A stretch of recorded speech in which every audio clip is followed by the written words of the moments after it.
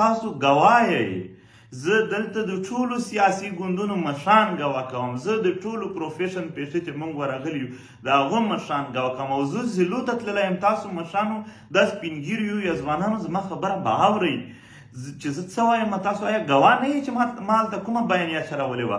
ما په دغې یو بیان باندې چې راځئ پښتنو زه جنډا نه درکوم، زه ناره نه درکوم، زه جنډا نه درکوم، زه هیڅ نه راوړم. زه یوازې د دغې وطن د غمي د څه ثبوتونه درته ږدم او د هغې هم چیلنج درکوم چې که غلط ثابت شول یا غلط وو وار څه سزا چې وي اول یې ته راکه کمه. خو راځه کینو د دغې وطن تیر ژوند خو تیر شو، راتلونکی د غرب دی، راتلونکی دی تباه او برباد دی، ټول د خطر لاندې، ټول د یو بدنامۍ د یو بېعزتۍ لاندې، د ضلالت لاندې، د پردیو وطنونو ژوند ته مجبور یی. دغه بیان یوه بله خو نه وه که نه. د دې دپاره چې کله پی ټي ایم لاړخه دا کوشش وشو چې په رښتونې توګه د ورونو په شان دې ته وکتل چې ملا دی، امید دی، د کوم ګوند دی، د کومې سیمې دی، د کومې پیشې دی، بلکې هر ټول یې خپل ورونه شمار کړل. د یو مسلمان او د یو پښتون په حیث باندې ټولو ته دعوتونه ورکړل. 10,000 کمه بېر دعوتونه وشول. او دا هم یو لوی حقیقت دی چې ټولو ګوندونو د ټولو ګوندونو مشرانو، ځوانانو، وګړیو، د ټولو سیمو سیماییزو مشرانو، د ټولو پروفیشن یعنی پیشو یونینو مشرانو او ځوانانو یا دلته سماجي شخصیات با اثر یا نور چې څومره هم دي دغو هم یو لوی ویلکم ورته وکړو. ټول په اول ځل په ډېرو وختونو نه پسه یعنی دغه ته راغل پوزیشن ته چې دوی دا اراده وکړه چې موږ سره یو کېږو. ها چې کله دښمن دا ولیدل، کله چې د دغې وطن په وینو کې، د دغې وطن په اوښو کې، په جنګونو کې او د وسایلو په لوټلو کې او د دغې وطن په ذلیلولو کې چې کومو خلکو خپلې پیسې او ډالرې او کاروبارونه لیدل، هغو ولیدل چې دا خو که دا راټول شول، آیا د دغې راټولېدلو د دغې جرګې په کامیابي کې به دوی ته د پښتنو امن خرابول یا په هغه باندې دلته یو کاروبار کول د دوی په بدامني په وینو اوښو یا د دغې خاورې وسایل لوټل به دوی ته بیا اسان شي. هغه پوره وپوهېدل چې په کوم طریقه باندې کام ورسره ودرېدل یا په کوم طریقه دا دعوتنامې را سیټ اپ روان دی. په دې طریقه کې دوی قطعا نور د پښتنو په وینو اوښکو او د دوی د وسایلو په لوټ مار باندې ځان ته کاروبار نشي جوړولی. ځکه کریک ډاون شروع کړو، نیول یې شروع کړل، وهل یې شروع کړل. محترمو چې ویې لیدل چې په هیڅ صورت دا ستاسو ملي تحریک چې د ټولو شریک دی د پښتنو دا نه په شا کېږي. هغه خپل انتظامات په مخ وړي د دې جرګې. بیا دوی ورچک شول، وفاقي حکومت لاړخه یې بیخي په پی ټي ایم باندې کالا دم یې که بین یې که چې څوک یې صرف نام اخلي موږ بیا نه پرېږدو. آیا د پی ټي ایم بل څه ګناه و؟ هیڅ ګناه یې نه و، یوازې دا انتظامات و. ستاسو خبره وه، ستاسو خبره وه. پی ټي ایم خو د اولې ورځې نه په لانجه کې، د اولې ورځې نه په دا شهادتونو، په دا مرګونو، په دا زخمیانو، په دې جیلونو کې را روان دی. هغه ته خو اول نه وه دغه مسله. خو دلته مسله د ټول ملت ته. بل جرګه دا جرګه د یو چا خو خپله نشي کېدلی. د پښتون روایات دي چې جرګه راوخته هر څوک شي، خو د جرګې مالک کې هېڅوک نه وي، هغه ټول په شریکه وي. دا خو زموږ د شریکه د ټولو په شریکه باندې یو ایونټ و، یو سرګرمي وه، یو جرګه وه. دا څه جلسه جلوس خو نه وه. بیا هم دوی چې کله په پی ټي ایم بندیز ولګول او وپوهېدل چې دا هم کار نه کوي، حملې شروع کړلې په هغه ګراوند باندې، هغه میدان. ستا د غریبۍ په لاس 100 روپۍ باندې راجوړې هغه خیمې چې پښتون په دې غریب ژوند کې سره راجوړې کړل، هغه ته ورونه درنه ورکړل، هغه یې درنه وسوځلې. موږ بیا نه شو پر شا. 3,500 نه زیات ملګري چې اوس تر 400 تعداد واوښتلو هغه ونیول شول.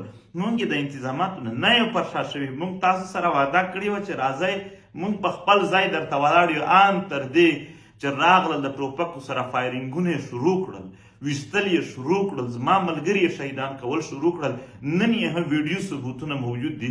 زما ملګري پر شا قدم نه دی اخیستی. پی ټي ایم اوس هم ولاړ دی، وینې تویوي، اوښکې د ځان پې تویوي، د خپل سرونه یې قربان کړل، په تلي کې کېښودل. د خپلې خاورې، د خپل وطن او ستاسو د عزت او د ناموس او د ښه ژوند په خاطر باندې نن دغه 3 شهیدان چې دلته د خیبر په خاوره چې یو د باجوړ دی، یو د وزیرستان دی، یو د کویټه دی، هغه شهیدان شول.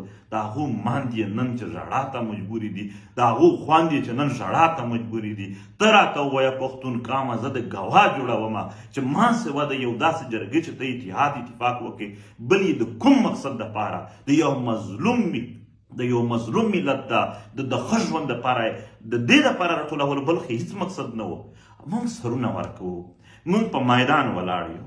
اوس خبره تا ده، زه د ټولو سیاسي ګوندونو مشرانو ته وایم، زه د ټولو پیشو، د ټولو پروفیشن، د ټولو یونین تر ځوانانو پره او د هرې سیمې مشرانو ته وایم، خبره ستا ده. که ته راځې، ظاهره خبره ده، لارې بندې دي، لږ تکلیف به وي، کیدای شي په پیدل مزل ته سیخ شي، کیدای شي لاره بدلولو ته سیخ شي، خو لاره بیا هم پیدا کېږي. لږ تکلیف ته ځان سیخ دی که تکلیف دې وکړه، د عمر دپاره به د امن او د عزت ژوند مونده کړې. خو که نن دې تکلیف نه وکړه، ټول عمر به تکلیفونه هم وړې او ذلیل به هم وې او ټیټې سترګې به هم وې. یوازې د دې دور نه د راتلونکي نسل هم د برباد ژوند ذمهوار به ته وې. ولې چې تا ته موقع میلاو شوله، تا دومره نشول کولی چې په دې وخت کې د لږ څه په ځان باندې تکلیف و سختي تېر کړې وای، او په داسې حالاتو کې چې ماشومانو ځوانونه سرونه په تلي کې ایښي وو. په هغو وختونو کې راتګ لازم دی. دا د خیبر جرګه، دا د تحریک نه، دا د ټول پښتون وطن د عزت سوال دی. ستا هغه تاریخي روایات، ستا هغه مقدس روایات جرګه چې د پلار نیکه غود نیکه او نسل در نسل دی د خپل وطن یو لوی یو مقدس روایات پاتې شوي دي، نن هغه د بوټ لاندې، نن هغه د پردیو د خپو لاندې کېږي. ته نن که په هیڅ نه وي، په هغه خو زړه وخوږېږه. زه منمه د جرګې انتظامات په هغه شان اوس نه وي ممکن، خو جرګه خو بیا هم کوو، جرګه موږ نه پرېږدو. پښتونه په 11 تاریخ که د ټولې دنیا قوتونه هم سره یو ځای شول او دوی برید وکړه، یو چانس کېدلی شي چې زموږ د ټولو لاسونه هلته پراته وي. تر دې پورته د دغې د کینسل کولو بل یو چانس نشته دی.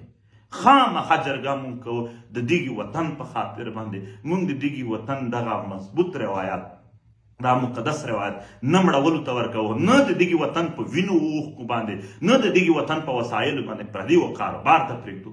د دغې په خاطر باندې تکلیف لږ تېر کوي، یوه دوې ورځې مشکلات تېر کوي، لږ حوصله وکړئ، په لاره کې زر مه واپس کېږئ، په هر صورت راشئ. هغه قافلې چې را روانې دي په یو نه یو طریقه لار پیدا کړئ، ځانونه راورسوئ. نن دغه ځوانان دلته تا ته دې ته نه دي ناست چې ځان در باندې درنوي، ځان در باندې عزتمند کوي. تا عزتمند د دغې وطن د عزت سوال دی. د دغې په خاطر باندې موږ ټولو ته وایو راشئ، او هغه علاقې، هغه تنظیمونه چې پاکې زه په ډېرو منډو کې یا د حالاتو د سختیو او نزاکتونو د وجې هغو ته نه ورسېدل، هغو ټولو سیمو مشرانو ته وایم د دعوت وخت نه شو پیدا. زه درتلم کور کلي ته، زه درتلم تر تاسو پورې، نه وشول، ممکنه نه شوله.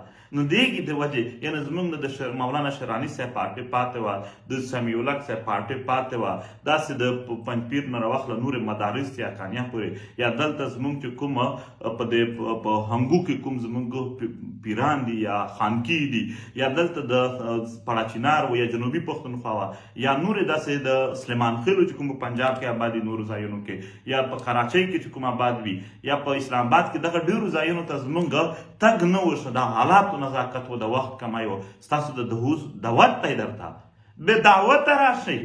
دا څه د خواږه پروګرام خو نه دی، دا د ملت د غم پروګرام دی. ټول شریک شو، سره په شریکه باندې دا غم وپالو. پاکیزه یو ځل بیا هم د تحریک ځوانانو ته وایم، د خیبر ولسونو ته وایم، د خیبر ټولو سیاسي خلکو او قبایلي مشرانو چې ډېره مېړانه یې کړې ده، د تحریک ځوانان چې ډېره مېړانه کوي، او ټولو ته وایم ستاسو ته سلام پیش کوو، هېڅکله پر شا کېږو نه. زه د خپلو شهیدانو و مندیو ته و خویندیو ته و پلارونو ته و ورونو ته وایم تاسو به هېڅ نه خفه کېږئ. دا ډېر عزتمنه لار باندې د مظلومیت په حمایت کې دا د ذات لپاره نه، خدای پاک دومره عزتمن شهادت ورکړی دی چې رښتیا څوک به یې په هېڅ نه کې مراو. مرګ ورځ نیټه پوره وي، خو دا ده چې انسان یې خپل چایس کړي چې دا یې د عزت په لار کې په هغه لار باندې ځي که په کومه لار ځي. مونږ ټول کام ستاسو پوره وړی یو.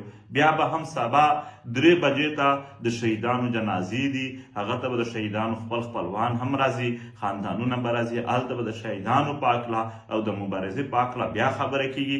دا اوس پیغام د خپل ملت ټولو سیاسي ګوندونو مشرانو او ځوانانو ته، د خپل ملت چې څومره هم زموږ مختلف پروفیشن دي هغو مشرانو او ځوانانو ته چې څومره خلک دی قبایلي علاقایي مشران دي هغو ته ډېره مننه کوم. خدای مو تل راته آباد لره، هیڅ کله نه پر شا کېږو. دا وطن تر ځانورو پورې راته سوي دي.